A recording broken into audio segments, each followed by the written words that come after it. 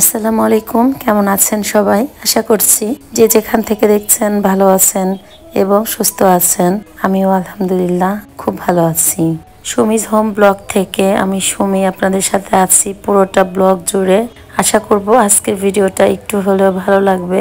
তো সবাইকে ঈদ মোবারক জানিয়ে শুরু করছি আজকের ভিডিও। জীবনমুখী কিছু কথা বলবো আজ ভিডিওর মাঝে, কেউ কিছু মনে করবেন না। এটা একান্তই আমার ব্যক্তিগত কিছু বিষয় নিয়ে এবং আশেপাশে যে পরিস্থিতিগুলো সবকিছু মিলাই একটু গল্প করব আপনাদের সাথে।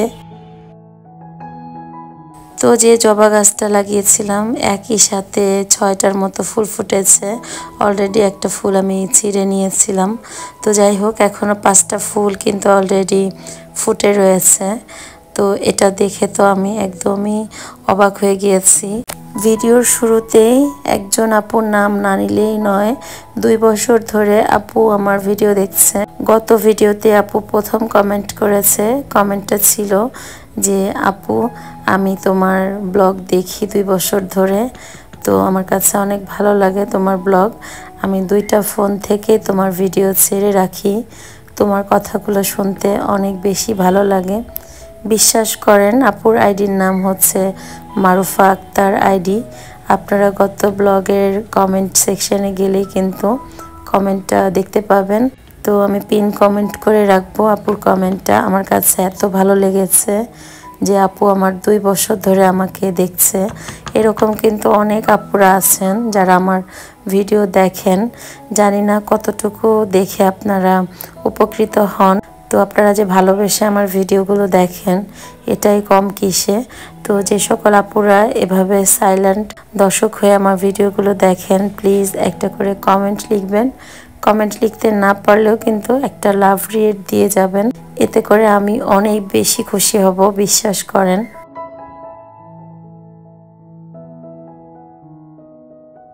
অনেক কথা বলে ফেলেছি, ভিডিওর মূল বিষয়টা এখানে শেয়ার করছি।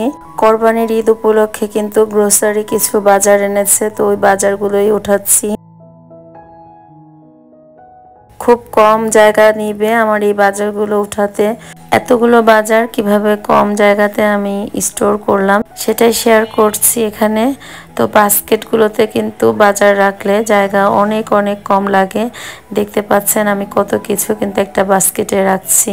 অলরেডি আমার এই বাজারগুলো কিছু কিছু আছে, তাই এভাবে করে কিন্তু রেখে দিচ্ছি।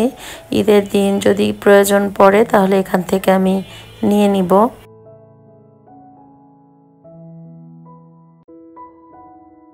ভাড়া বাসার রান্নাঘর একদমই ছোট হয়, আর আমার রান্নাঘরে যেহেতু কোনো সানসেট এবং ক্যাবিনেট নেই, সেজন্য কিন্তু আমাকে একটু গুছিয়ে কাজ করতে হয়। তো আরএফএল এর যে বাস্কেটগুলো আছে এই বাস্কেটগুলো কিন্তু কিচেনের কাজে অনেক অনেক হেল্প করে। তো অল্প জায়গা অনেক বাজার কিন্তু রাখা যায়। প্রায় ছোটখাটো একটা বস্তার মধ্যে বাজারগুলো এনেছিল। তো গুছিয়ে রাখাতে কিন্তু অল্প জায়গাতে অনেকগুলো বাজার কিন্তু রাখা যায়।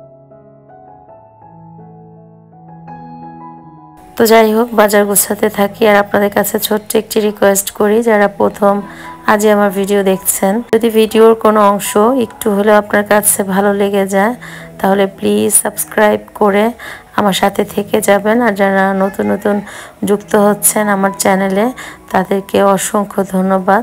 পুরনো যত আপু ভাইয়েরা যে কাজটি ইতিমধ্যে করে আমার পাশে আছেন তাদেরকেও জানাই অনেক অনেক কৃতজ্ঞতা।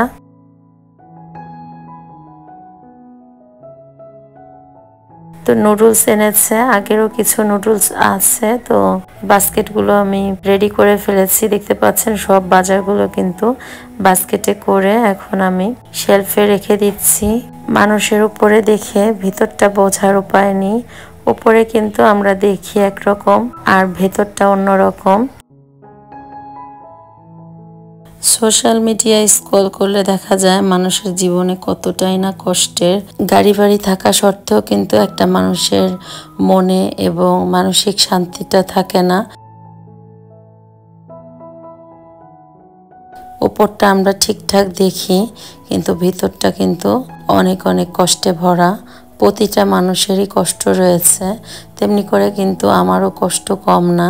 ভিডিওর মূল টপিকে এখন আসি। এখানে আমি একটা হেলদি জুস বানিয়ে নিচ্ছি। তো জুস বানাতে কি কি লাগবে দেখেছেন, কাঁচা হলুদ, আদা, বিটরুট আর নিয়েছি হচ্ছে 2টার মতো লেবু।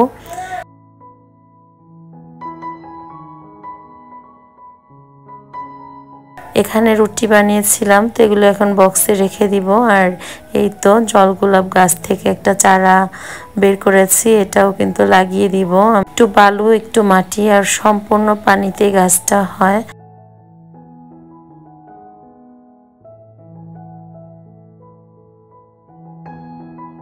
প্রতিবেশী আপু কচু শাক রান্না করেছে, তো আমার জন্য নিয়ে এসেছে। প্রতিবেশীর সাথে সুসম্পর্ক রাখা কিন্তু অনেক অনেক জরুরি, কারণ আমাদের আত্মীয় স্বজন অনেক পরে আসবে। যদি কোনো দুর্ঘটনা ঘটে প্রতিবেশীরাই কিন্তু আগে আসে। তো খেয়াল রাখবেন যে প্রতিবেশীর হকটা যেন আমরা আদায় করতে পারি।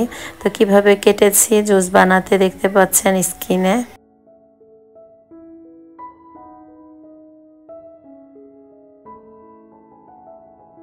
এই জুসটা বানাতে আমি আরো দিয়েছি এখানে 20-25টার মতো গোলমরিচ একটু ক্র্যাশ করে। এখন ব্লেন্ডারে 2বারে দিয়ে পরিমাণ মতো পানি দিয়ে জুসটা তৈরি করে নিব।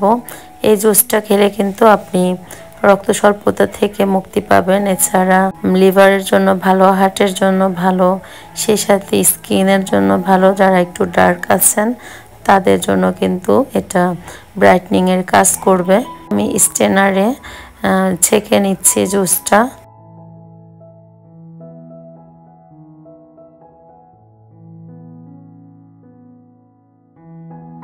আমার পাশের বাসার প্রতিবেশী যখনই আসে তখনই আমাকে বলতে থাকে আমি খুব গুণী, আমি খুব লক্ষ্মী, আমি খুব ভদ্র, আমি খুব অমায়িক, আমি খুব সুশীল।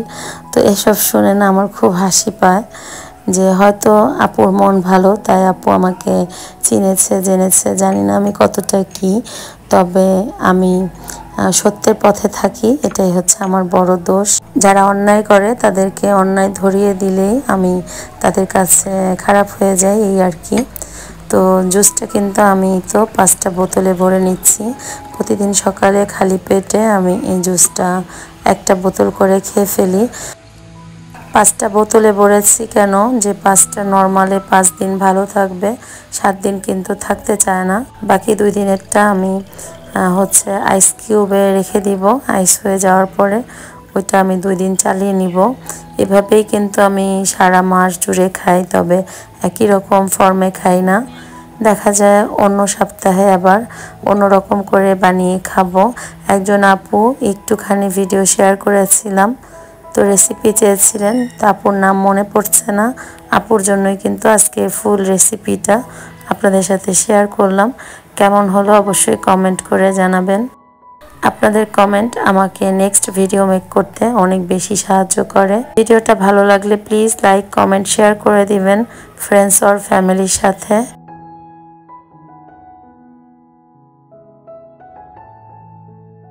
আচ্ছা, নিজের যত্ন নেই এটা কি দোষের? দোষের না। নিজেকে যে ভালোবাসে সে অন্যকে ভালো রাখতে পারে এবং ভালোবাসতে পারে।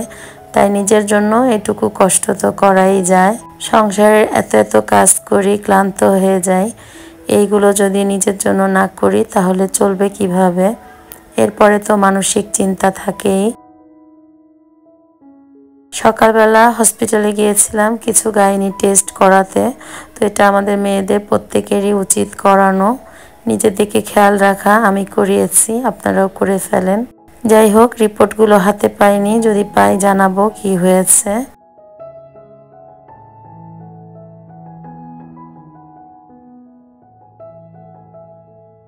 সবাই কিন্তু পৃথিবীতে মেয়ে হয়ে জন্মায়, ধীরে ধীরে সেই মেয়েটা একটা পর্যায়ে গিয়ে বউ হয়।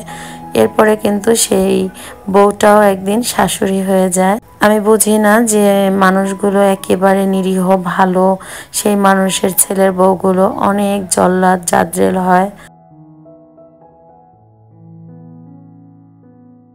একটা কথা মিলিয়ে নেবেন যে যে সংসারে বউটা খুব ভালো হয় সেই সংসারে কিন্তু শাশুড়ি অত্যাচারী হয় আর খুবই খারাপ মেন্টালিটির হয়। কিছু কিছু শাশুড়ি তো আছে যে ছেলের বউকে জব্দ করার জন্য ছেলেকে কান পড়া দিয়ে তার কানটা ভারী করে সংসারে অশান্তি লাগিয়েই রাখে।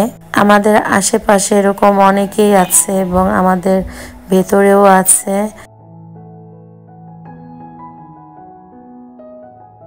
14-15 বছর সংসার করার পরেও কিন্তু একে অপরকে বোঝে না, মারপিট করে, সংসার ভেঙে ফেলে, ডিভোর্স করে ফেলে। আমাদের সমাজে এগুলো একদম অহরহ বেড়ে গিয়েছে। জানি না কতটুকু যেতে পারবো, জানি না কোনো কিছু। তো সব আপুদেরকে বলবো যে আপনাদের সন্তান, অ্যাটলিস্ট ছেলে সন্তানদেরকে ভালোভাবে তৈরি করুন, যেন তারা অন্যের ঘরের মেয়েকে এনে টর্চার না করে এবং তাদেরকে মানসিক শান্তিটা অন্তত দিক। আমার মতে মনে হয় কি জানেন, ডাল ভাত খেলেও শান্তি আছে, মাংস পোলাও কোরমা খেলেও কিন্তু তার মধ্যে শান্তি নেই। মানসিক শান্তিটা হচ্ছে অনেক বড় এক বিষয়। তো সেই শান্তিটা খুঁজতে কত কি না করি আমরা।